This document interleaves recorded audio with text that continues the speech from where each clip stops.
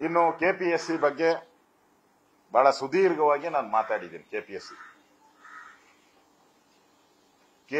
ಕೆಪಿಎಸ್ಸಿಯ ಅಕ್ರಮಗಳೇನಿದೆ, ಹರಾಜ್ 2 ಕೋಟಿ ಎಸಿಗಳಿಗೆ, 1 ಕೋಟಿ ತಹಸೀಲ್ದಾರ್ಗಳಿಗೆ, ಡಿವೈಎಸ್ಪಿಗೆ 1 ಕೋಟಿ, ಇದೆಲ್ಲ ಸದನದಲ್ಲೇ ನಾನು ತೋರಿಸಿದ್ದೀನಿ. ಎಲ್ಲ ದಾಖಲೆಗಳು ಕೊಟ್ಟು ಬಹಳ ಜನ ಕಾಂಗ್ರೆಸ್ ಅವರು ಪ್ರಾರಂಭದಲ್ಲಿ ಬಹಳ ವಿರೋಧ ಮಾಡಿದ್ರು.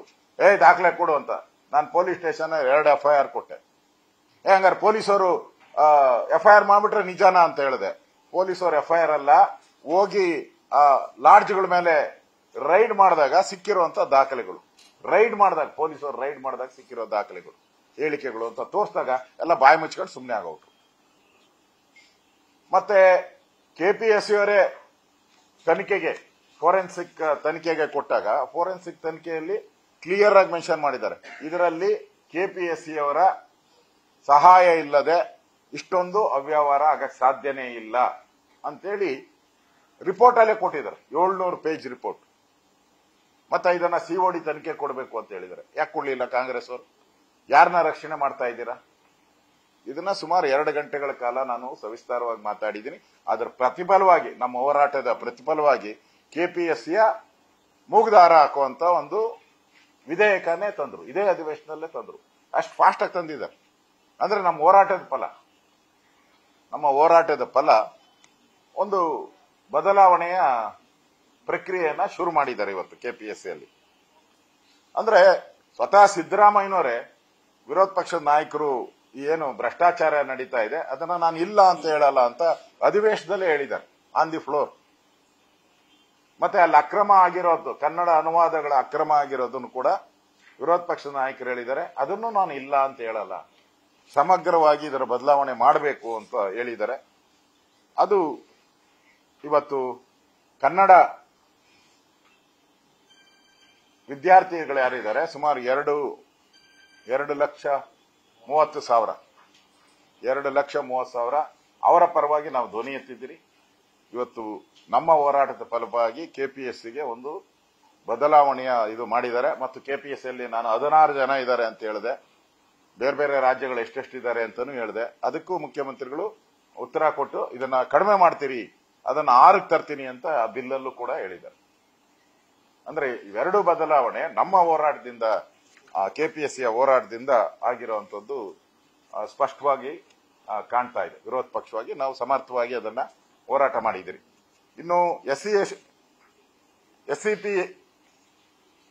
STP ಈ ದಲಿತರ ಹಣ ಏನಿದೆ, SC ST ಹಣ ಏನೇ, ಇದರ ದುರುಪಯೋಗದ ಬಗ್ಗೆನೂ ಕೂಡ ನಾನು ದಾಖಲೆಗಳನ್ನ ಕೊಟ್ಟಿದ್ದೀನಿ. ಅವರು ಬಜೆಟ್ ಅಲ್ಲಿ ರಾಜ್ಯಪಾಲರ ಕೈಲಿ ಸುಳ್ಳುಗಳನ್ನ ಹೇಳಿಸ್ತರು. ರಾಜ್ಯಪಾಲರ ಕೈಲಿ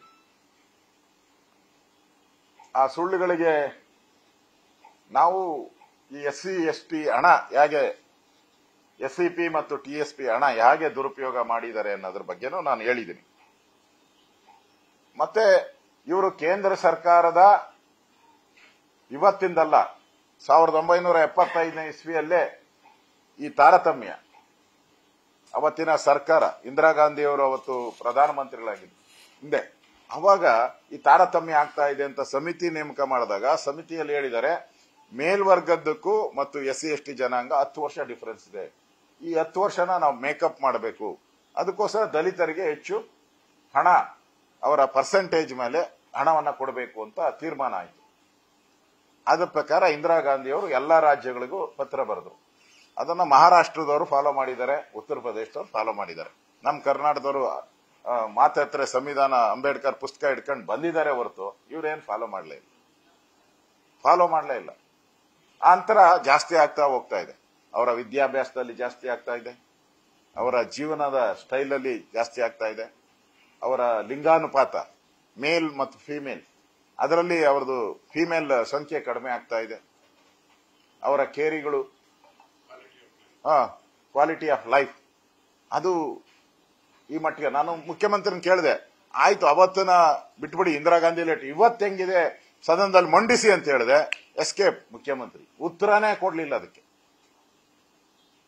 ಉತ್ತರನೇ ಇಲ್ಲ, ಅದಕ್ಕೆ ಉತ್ತರನೇ ಅವ್ರು ಕೊಟ್ಟಿಲ್ಲ. ಅವರು ಅದಾದ್ಮೇಲೆ 2006ರಲ್ಲಿ ಮತ್ತೆ ಒಂದು ಸಮಿತಿ ನೇಮಕ ಆಗಿದೆ. ಇಷ್ಟು ವರ್ಷ ಆದ್ಮೇಲೆ ದಲಿತರು ಆ ಒಂದು ಜನಾಂಗದವರು ಮುಂದೆ ಬಂದಿದ್ದಾರಾ ಅಂತ ಹೇಳಿದಾಗ ಅದರಲ್ಲಿ ಆ ರಿಪೋರ್ಟ್ ಅಲ್ಲಿ ಶೆಡ್ಯೂಲ್ಡ್ ಕ್ಯಾಸ್ಟ್ ಸಬ್ ಪ್ಲಾನಿಂಗ್ ಕಮಿಷನ್ ನ್ಯೂ ಡೆಲ್ಲಿ ಅವರು 2006ರಲ್ಲಿ ಮಾಡಿದಾಗ ಅದು ಇನ್ನೂ ಕೆಳ ಹಂತಕ್ಕೆ ಹೊರಟೋಗಿದೆ, ಇನ್ನೂ ಕೆಳಕ್ಕೆ ಬಂದ್ಬಿಟ್ಟಿದೆ.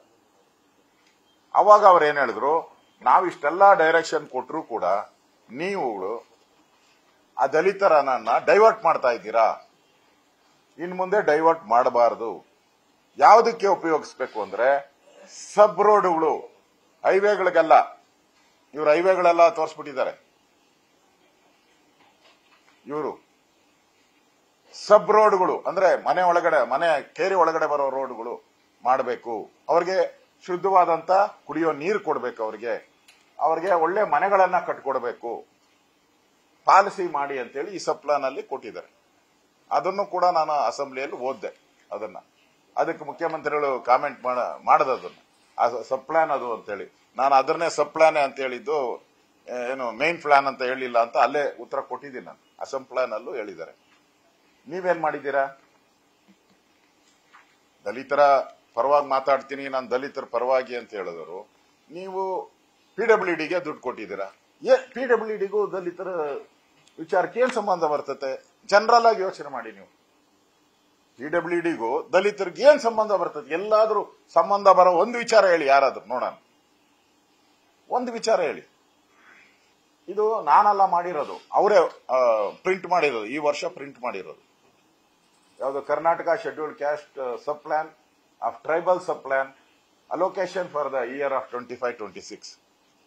ಇದು ಐಬಿಗಳು ದುಡ್ಡು ಕಟ್ಟಕ್ಕೆ ಕೊಟ್ಟಿದ್ದಾರೆ. ಐಬಿಗಳು ಏನು SC/ST ಕಾಲೋನಿಯಲ್ಲಿ ಐಬಿ ಅಲ್ಲ, ಜನರಲ್ ತಾಲೂಕಿಗೊಂದು ಐಬಿ ಇರ್ತದಲ್ಲ, ಐಬಿಗೆ ದುಡ್ಡು ಕೊಟ್ಟಿದ್ದಾರೆ. ಯೂನಿವರ್ಸಿಟಿಗೆ ದುಡ್ಡು ಕೊಟ್ಟಿದ್ದಾರೆ. ಅಲ್ಲಿ ಆಕ್ಷನ್ ಪ್ಲಾನ್ ಅಲ್ಲಿ ಹೇಳಿದ್ದಾರೆ, ಬೇರೆ ಜನರಲ್ ಆಗಿರೋದು ಮಾಡಂಗಿಲ್ಲ. ಜನರಲ್ ಆಗಿ ಏನಿದೆ, ಈಗ ಅವರು 4% ರಿಸರ್ವೇಶನ್ ಮಾಡಿದ್ದಾರೆ ಮುಸ್ಲಿಮರಿಗೆ. ಆ ಮುಸ್ಲಿಮರು ಈಗ ಮೇನ್ ಇದ್ರಲ್ಲ, ಅಲ್ಲೂ ಪಾರ್ಟಿಸಿಪೇಟ್ ಮಾಡ್ಬೋದು ಅವರು. ಅಂದ್ರೆ ಜನರಲ್ ಅಲ್ಲೂ ಕಾಂಟ್ರಾಕ್ಟ್ ಹಂಗೆ. ಇದು ಜನರಲ್ ಅಲ್ಲಿ ಈಗ ಒಂದು ಯೂನಿವರ್ಸಿಟಿ ಅಂದ್ರೆ SC/ST ಜನ ಇದ್ದೇ ಇರ್ತಾರೆ. ಅಲ್ಲಿ ಒಂದು 4%, 3%, 6%, 10% ಇದ್ದೇ ಇರ್ತಾರೆ. ಅದಲ್ಲ, ಯೂಸ್ ಮಾಡಬಾರ್ದು ಅಂತ ಹೇಳಿದ್ದಾರೆ. ಈ ಕೇರಿಯಲ್ಲಿ ಕೆಲಸ ಮಾಡಬೇಕಾದ್ರೂ ಕೂಡ ಆ ಒಂದು ಯಾವ್ದೋ ಒಂದು ಕೇರಿಯಲ್ಲಿ ಮಾಡಬೇಕಾದ್ರೆ 50% ದಲಿತರು ಇರ್ಬೇಕಲ್ಲಿ. ಅದು ರೂಲು. ನೀವು ಯಾವ್ದಾನ ರಸ್ತೆ ಮಾಡಬೇಕಾದ್ರೆ ಅಲ್ಲಿ 50% ಅಲ್ಲಿ ದಲಿತರಿದ್ರೆ ಮಾತ್ರ ಅದು ಅಪ್ರೂವ್ ಆಗೋದು ಪ್ಲಾನ್. ಇಲ್ಲಾಂದ್ರೆ ಅಪ್ರೂವ್ ಆಗಕ್ಕೆ ಸಾಧ್ಯನೇ ಇಲ್ಲ ಈ ಒಂದು ಸಬ್ ಪ್ಲಾನ್ ಪ್ರಕಾರ. ಎಲ್ಲಿ ಯಾವ ಐಬಿಯಲ್ಲಿ 50% ಹೋಗಿದಾರಪ್ಪ ದಲಿತರು? ಯಾವ ಐಬಿಯಲ್ಲಿ ಹೋಗಿದ್ದಾರೆ? ಯಾವ ಯೂನಿವರ್ಸಿಟಿಯಲ್ಲಿ? ಯೂನಿವರ್ಸಿಟಿ ಸುಣ್ಣ ಬಣ್ಣ ಹೊಡೆಯಕ್ಕೆ ದುಡ್ಡು ಕೊಟ್ಟಿದ್ದೀರಾ. ಯೂನಿವರ್ಸಿಟಿ ಸುಣ್ಣ ಬಣ್ಣ ಹೊಡೆಯಕ್ಕೆ ದುಡ್ಡು ಕೊಟ್ಟಿದ್ದಾರೆ. ಇದರಲ್ಲಿ ಪ್ಲಾನ್ ಅಲ್ಲಿ ಯೂನಿವರ್ಸಿಟಿ ಸುಣ್ಣ ಬಣ್ಣ ಹೊಡೆದಿದ್ರು. ಇಲ್ಲ, ಸುಣ್ಣ ಬಣ್ಣ ಹೊಡೆಯಕ್ಕೆ ಕೊಟ್ಟಿದ್ದೀರಾ. ಮತ್ತೆ ನಿಮ್ಮ ITBTಗೂ ದುಡ್ಡು ಕೊಟ್ಟಿದ್ದಾರೆ. ITBTಗೂ ಕೂಡ ಪ್ಲಾನ್ ಮಾಡುವಂತದಕ್ಕೆ, ITBT ಇಲಾಖೆ ಹೆಂಗಿರ್ಬೇಕು ಅಂತ ಪ್ಲಾನ್ ಮಾಡಕ್ಕೆ ITBTಗೂ ದುಡ್ಡು ಕೊಟ್ಟಿದ್ದಾರೆ. ಕೊನೆಗೆ ಅದನ್ನ ಹೋಗ್ಲಿ, ಇನ್ನು ನಗೆ ಪಾಟ್ಲಿಗೆ ಗುರಿಯಾಗಿದ್ದು ಹುಲಿ ಯೋಜನೆಗೆ ದುಡ್ಡು ಕೊಟ್ಟಿದ್ದಾರೆ. ಟೈಗರ್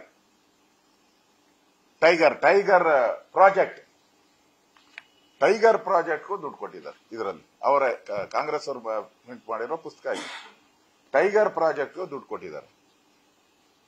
ಹಂಗಾರೆ ಟೈಗರ್ಗಳು ಈಗ ಕೆಲವು ಏರಿಯಾದಲ್ಲಿ, ಈಗ ಚಿಕ್ಕಮಂಗ್ಳೂರ್ ಕಡೆ ದಲಿತರ ಟೈಗರ್ಗಳು ಇರ್ತಾವ, ಕೊಡಗನ್ ಕಡೆ ಒಕ್ಕಲಗಿರಿ ಟೈಗರ್ ಇರ್ತತ, ಬೆಳಗಾವಿ ಕಡೆ ಅವೇನ ಲಿಂಗಾಯತರ ಟೈಗರ್ ಇರ್ತಾವ.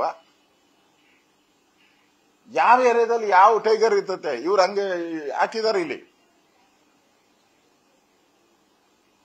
ಟೈಗರ್ ಹಿಡಿಯಕ್ಕೆ,